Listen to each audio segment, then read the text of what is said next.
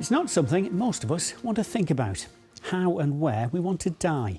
But even if you know the answer, there's no guarantee your wishes will be respected. You could leave do not resuscitate instructions, but still be revived by paramedics. Well, now the NHS in the North East has launched a UK first.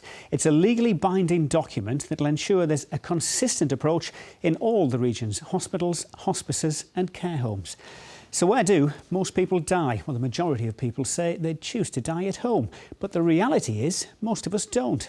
According to the latest figures from the NHS in the North East, 22% of people died at home last year, and 18% of people ended their lives in a care home. The figures for hospitals are far higher, 56% of deaths in the North East, and 4% of people died in a hospice. Well, the top doctor in the North East says this matters as much for those left behind as for the person who's dying. It's really important to get the care of people right at the end of their lives. It's not just about that person, it's about their entire extended family. I sit in the genetics clinic and hear people tell me tragic stories of how a member of their family died young. And it wasn't so much that they died, it was the fact that the care at the end of their life was so badly handled.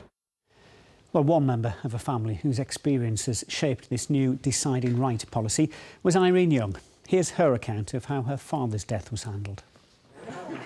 My dad was almost 90 years old. He was mentally very alert and knew what he wanted. He made a document saying that if his heart stopped, he didn't want it restarting and he wanted to end his day in familiar surroundings. Paramedics arrived and started to resuscitate him. For all they were shown the document on headed paper from the care home organisation that he didn't want to be resuscitated and wanted to be in familiar surroundings, but that was ignored. And even though I was there and I was quite forceful in saying, do not take him, I haven't even said goodbye to him or anything, he was just taken away into hospital. It was such an undignified and unnecessary end to an old gentleman's life, and it was really sad, and that's tainted a lot of the memories and what should have been happy memories of times, you know, coming to the end of somebody's life can be, you can share happy times, but that will never leave me. It will never leave me. Very poignant story there. And Irene Young was speaking to our correspondent, Adrian Pitchers, who joins me in the studio now. So it's a first for the UK. Adrian, how will it work? Well, it's all about consistency, and it's actually about people getting around the table, patients, their families, their carers, when end of life is approaching, but while there's still mental capacity, to actually agree on how they want to approach the end of life. And it's about drawing up consistent documentation. I've got a sample form here. This is a DNR, do not resuscitate form. Now, for example, as we heard from Irene there, her father had actually drawn up a DNR on headed paper at his care home, but that wasn't recognised by the paramedics who came to resuscitate him, and so he ended up dying in A&E rather than in the care home. We spoke to the guy from St Oswald's Hospice who actually drew up all this, and this was his very succinct summary of what this form actually is all about. The forms will be applicable in every setting.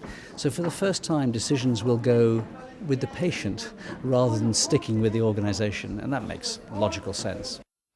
You might remember last year, viewers might remember, an 81-year-old grandmother from Norfolk actually had "Do not resuscitate" tattooed on her chest because she didn't want to be resuscitated. And even if she'd slumped forward when she collapsed, she had PTO tattooed on the back. Now, people don't have to go to those extremes. There are forms, and if they're consistently recognised by healthcare professionals right across the region, then those sort of misunderstandings won't happen in future. And when is this form deciding right? When's it being rolled out in the North East? It started now. So if you're in that position, you want to talk about end-of-life decisions, the key word is deciding right. That's the policy that's been rolled out across the NHS in care homes, hospices. If you talk to your healthcare professional about deciding right, they'll know exactly what you're talking about. Great stuff, Adrian. Thanks for coming in. Well, other news now. A campaign